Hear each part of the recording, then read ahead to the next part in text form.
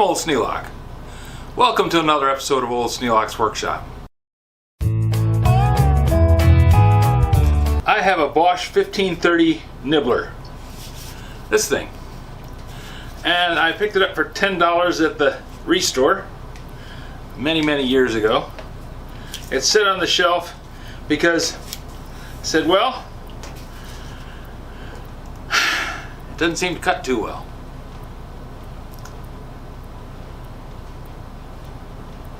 And I looked into it and decided I wasn't going to monkey with it. Well, tonight we're going to monkey. Bosch makes a fine brand of tools.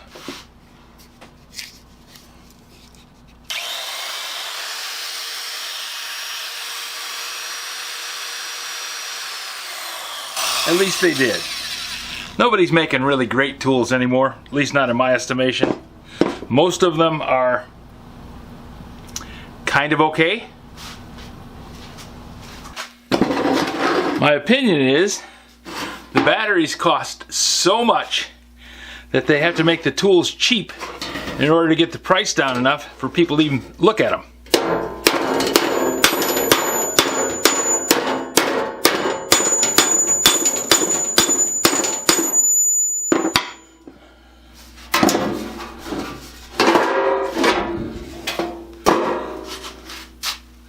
Part of the reason that people don't want to look at them is because they're so cheap. Cheaply made. Not inexpensive, cheaply made. Now, this one relies on the idea that this little punch goes up and down.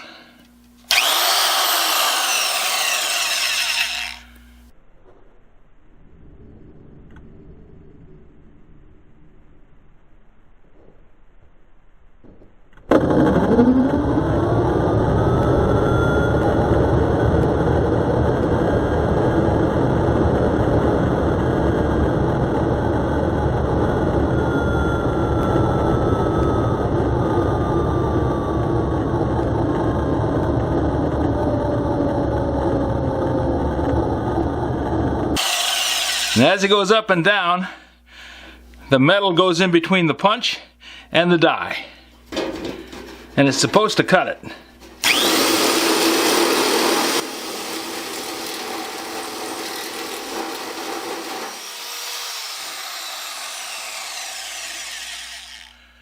But this die is so dull that it won't cut.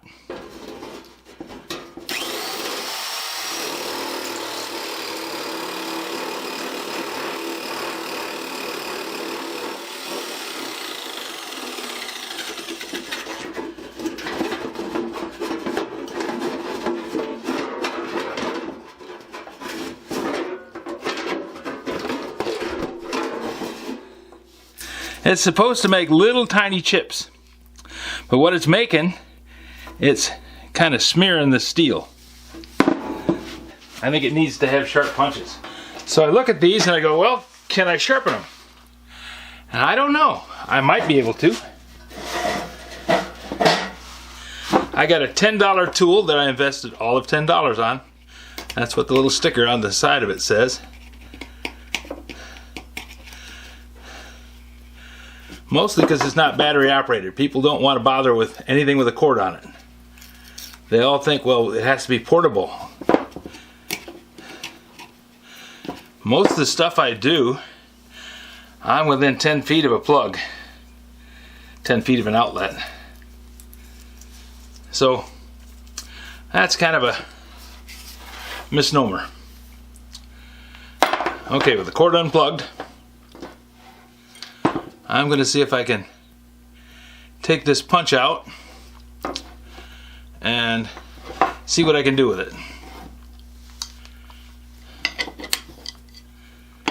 Now I have my metric crescent wrench here, and we're going to use that to take the punch out of the machine.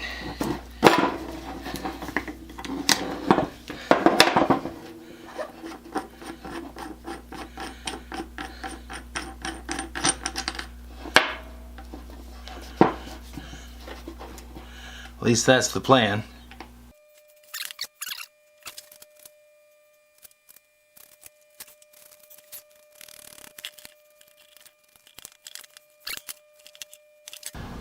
Here we go again. It says loosen retaining screws.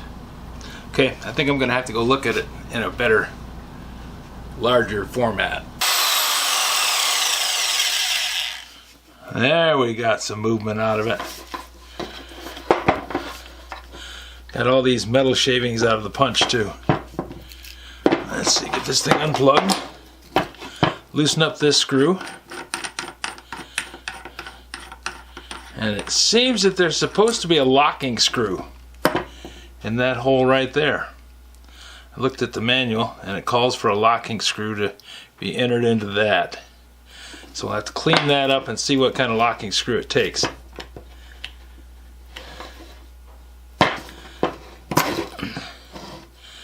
There we go. Now we got the die free.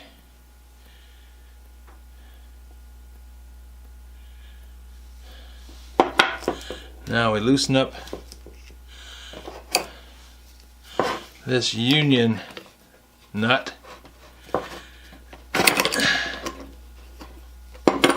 And that should loosen up the punch.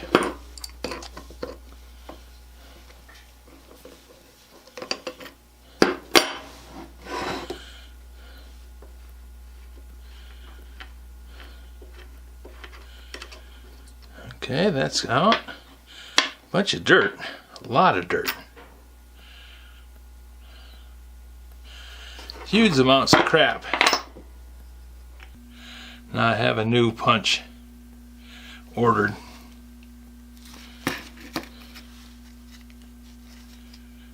And this die block is pretty badly galled.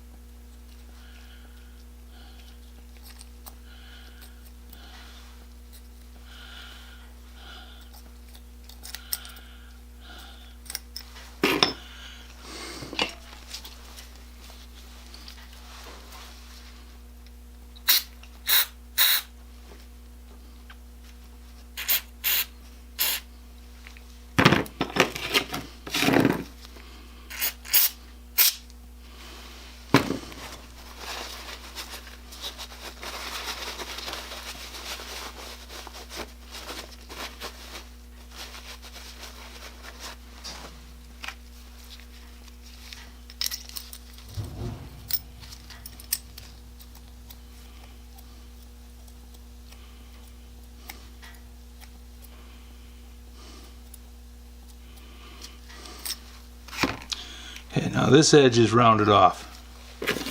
Right here.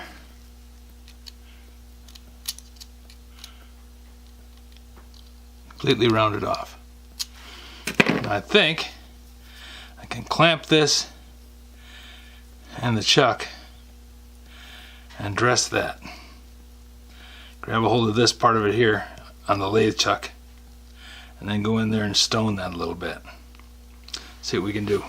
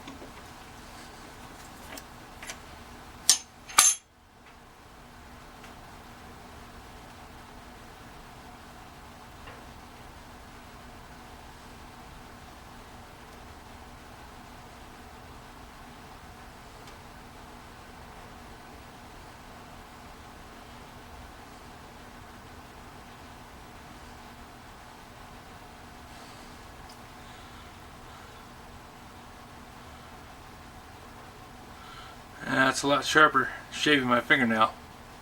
Let's see how it does when I put it together.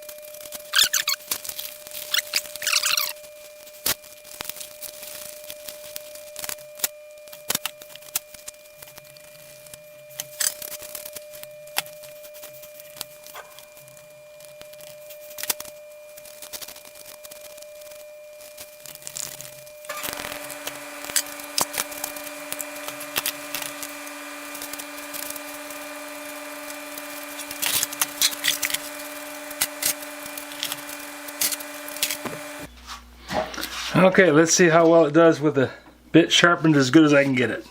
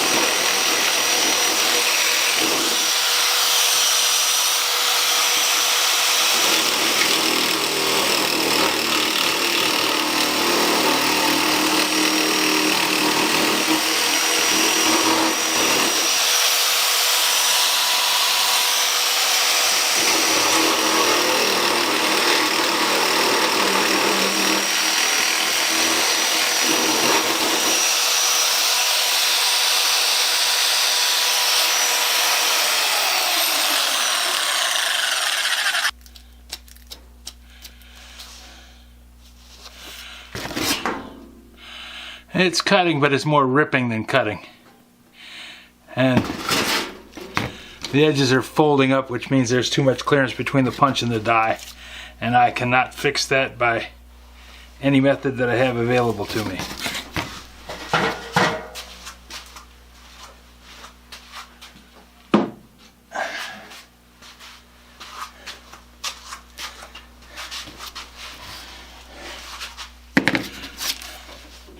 We're going to try one more thing.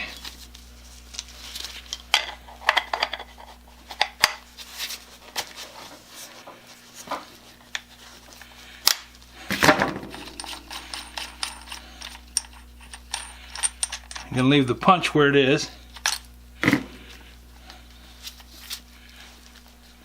Now,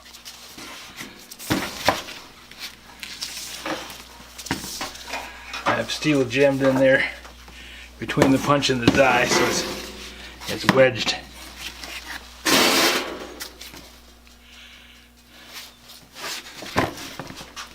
Leave it. They're going to use it until it won't use anymore. So, now I have the die turned 90 degrees. See if we got to a sharper part of the punch up against the die.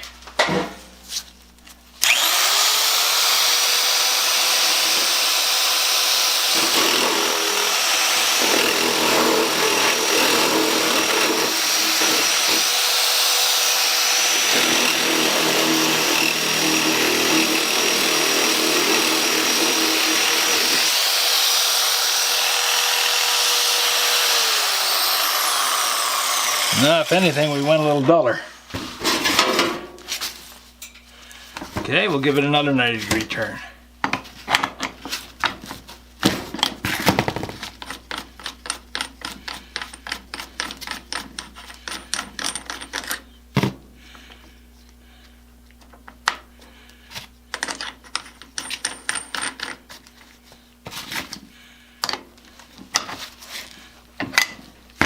We're doing 90 degrees because I only have 4 positions on the die.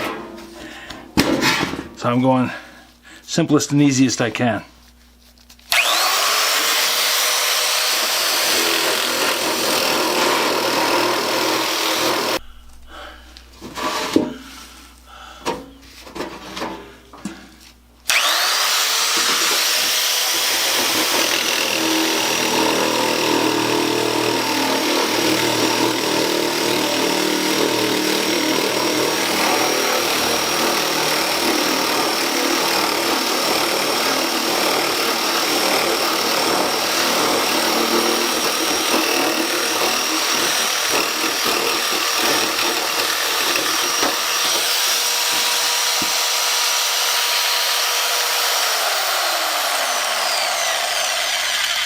Yeah, the punch is too loose in the die, and the die is worn out.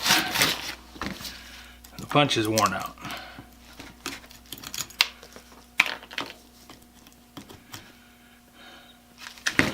So it's just smearing the steel on up in between the die and the punch.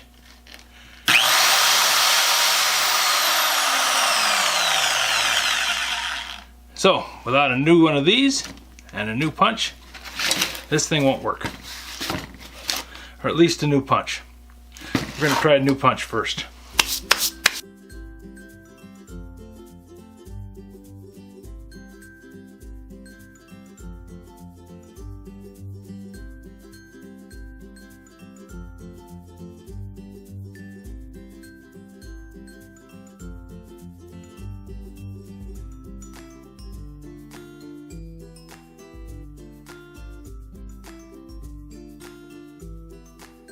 This video is not to be viewed by anyone under the age of 13 in the U.S. or 16 in the European Union without the express written permission of the parents or the legal guardians of the underage person. Such written permission must be on file at the local government entity in charge of enforcing the rules and regulations established by the FTC.